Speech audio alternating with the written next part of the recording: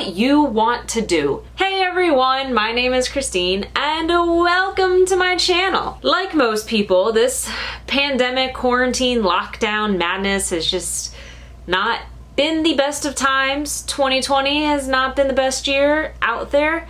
There's there's been better times in the world than right now. During these times that I've just been at home sleeping, I have been reminiscing on the times of traveling and being in other places of the world and getting to see things, and I really miss it.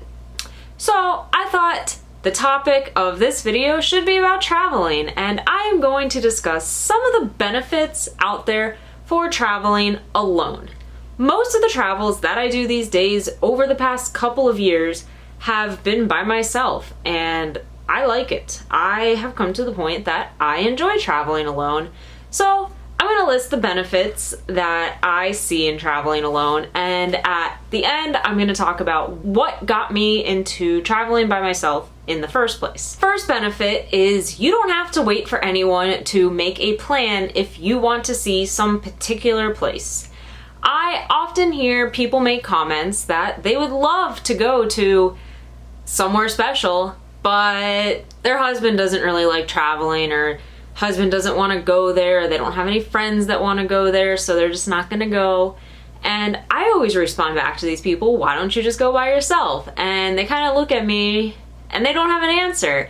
And then most of these people know me well enough to know that I have been to other countries by myself, and they kind of realize like they can't make an argument because I'm not somebody that's just all talk. I've traveled by myself. That is a really great thing. You don't have to wait around for somebody. If you want to go somewhere and you can get the time off of work and you can afford it and you can go, just make your plans. You don't have to wait for anyone else to be ready. Just do it, do your thing, and go see where you want to see. The second benefit is you get to do whatever you want to do on your vacation, and you can change your plans as you see fit. This was the most freeing thing I came to realize the first time I went on a big trip by myself in 2016. I went to Switzerland and Germany, and I planned that whole trip on my own. I did end up meeting a friend there in Switzerland, but after the first day of hanging out with my friend in Switzerland, the rest of my 2-week trip was essentially by myself. I did meet local people, but I didn't know these local people before I met them in person while I was there. That trip was like the most eye-opening trip I've ever been on. It was amazing. You can plan your trip doing whatever you want. Anyone who has traveled with somebody else or a group of people, you understand you're gonna probably have to make compromises because most people don't enjoy the exact same things. It's kind of annoying, like if you go to some faraway place and you make it to this place that you really wanted to see and you wanted to do this one particular thing and you can't do it because the majority doesn't want to do it. But when you're alone, you have the freedom to make whatever itinerary you want. You can go do whatever you want. If you're out doing something and you thought you would like it, but you're there and you're like, wow, I would rather not spend any more time here, you can just leave. Or if you are really enjoying what you're doing, you can cancel the rest of the plans you had for the rest of the day and just do this the rest of the day. It is amazing. You can sleep in until 1 o'clock in the afternoon if you want, or you can get up at 4 o'clock in the morning and go watch the sunrise. You do whatever you want to do. You don't have to take anybody else's plans into consideration, anyone else's wants and desires. It's all what you want to do. You want to go eat at some restaurant that has some specific type of food, you can go do it. There's no compromises. You go do what you truly want to do. The third benefit I'm going to talk about is you will increase your chances of talking to or meeting a local person. And getting to know a local is a pretty big benefit because you can see the city in a different way. They can maybe show you things that you wouldn't have known about because you don't live there. You just know what you see on the internet. It's nice getting to know locals. And I would say if you are in like a group of people or even just two people, it's probably less likely that a local will come up and talk to you, whereas if you were alone, they may be more likely to approach you. And yes, even me, Miss Introvert, I hate talking to people.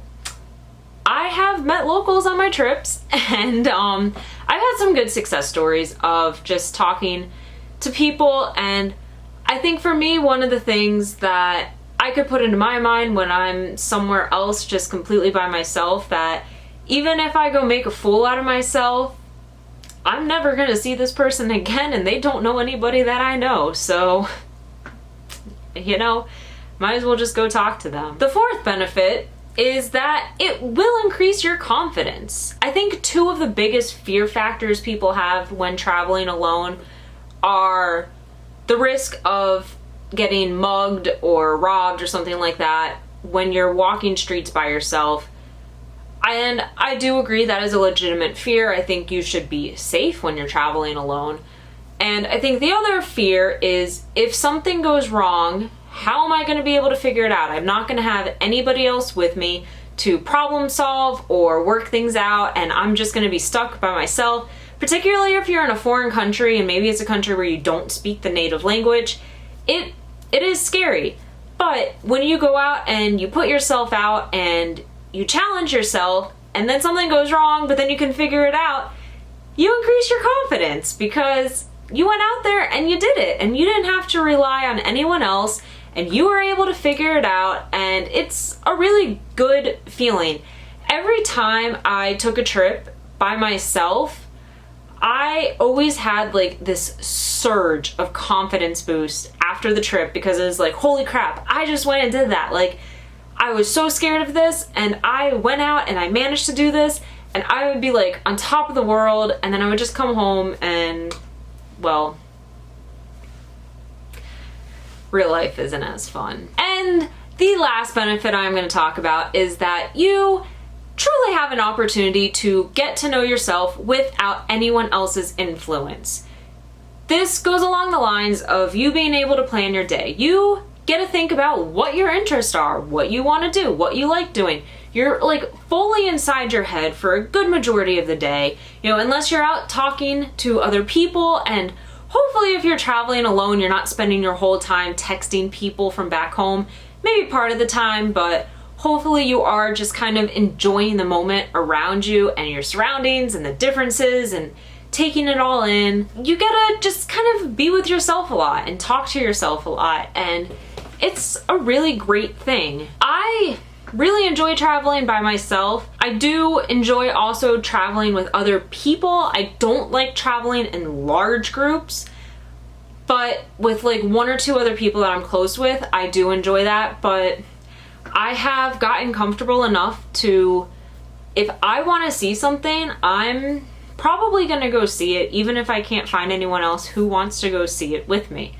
And so this brings me to the point of, why did I even start traveling alone? Like, what brought me to this? My first trip alone was going to Europe from the United States, which I think a lot of people would probably not do that. The thing that really drove me to taking a trip by myself was I was in a relationship with a not a nice guy.